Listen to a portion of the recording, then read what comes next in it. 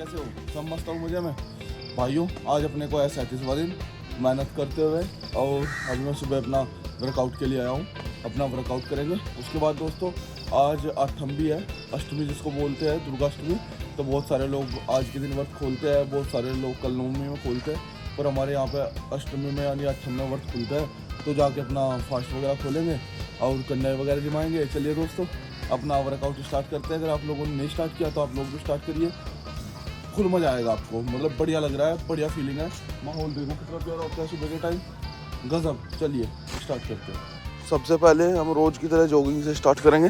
पहले जॉगिंग करेंगे, जॉगिंग करने के बाद कुछ स्ट्रेचिंग और पेट की और बैक की एक्सरसाइज करेंगे और सबसे लास्ट में करेंगे रनिंग।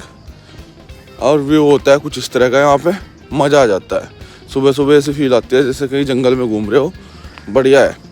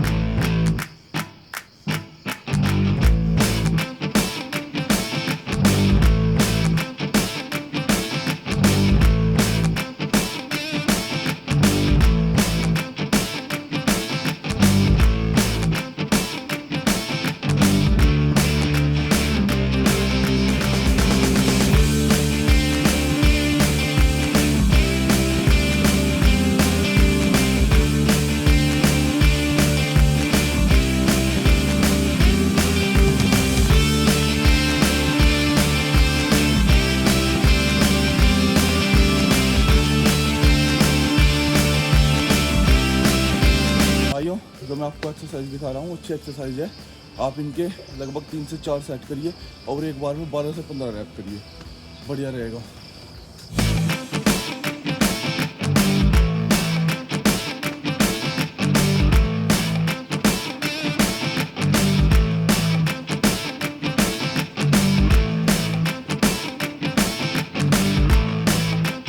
भाइयों जब आप सुबह जॉगिंग के लिए जाते हो तो कम से भी कम मान के चलो 2.5 से 3 किलोमीटर जॉगिंग करो और बीच बीच में फिर इसको 3.5-4 किलोमीटर तक ले जाओ।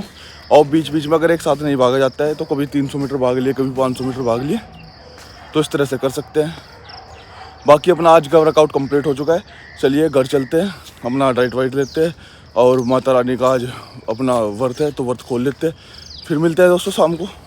दोस्तों सत्यार्थ प्रकाश का मैं आज आगे का पार्ट पढ़ रहा था, तो इसमें पूछा गया सूर्य चंद्र और तारे क्या वस्तु है और क्या इनमें मनुष्य आदि सृष्टि है या नहीं। यानी जो सूर्य है, चंद्रमा है, तारे है और ग्रह है, क्या इनमें लोग रहते हैं, ये पूछा।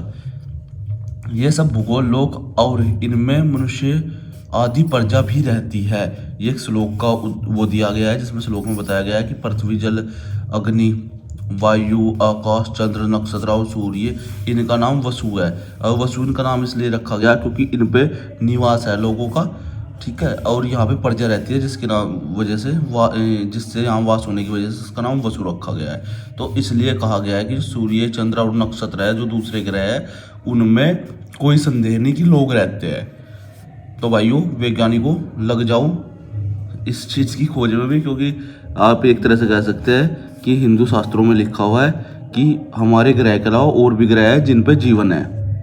भाइयों मैं आगे पढ़ रहा था तो उसमें एक चीज़ और पूछी गई है कि जैसे देश में मनुष्य आदि सृष्टि की आकृति अवयव है, वैसे अलग लोकों में होंगे या विपरीत होंगे, मतलब लोग हमारे जैसे होंगे या अलग होंगे।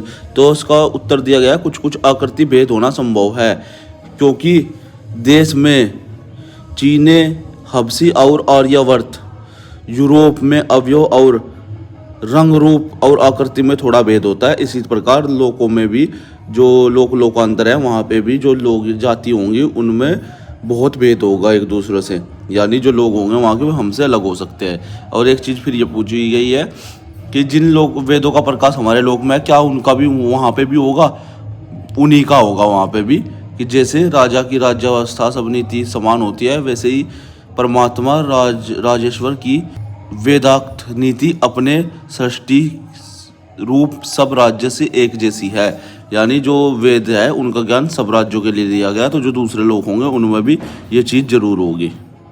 चलिए दोस्तों, अब ये हमारा अध्याय होता है समाप्त 8वां। अब कल हम पढ़ेंगे 9वां अध्याय।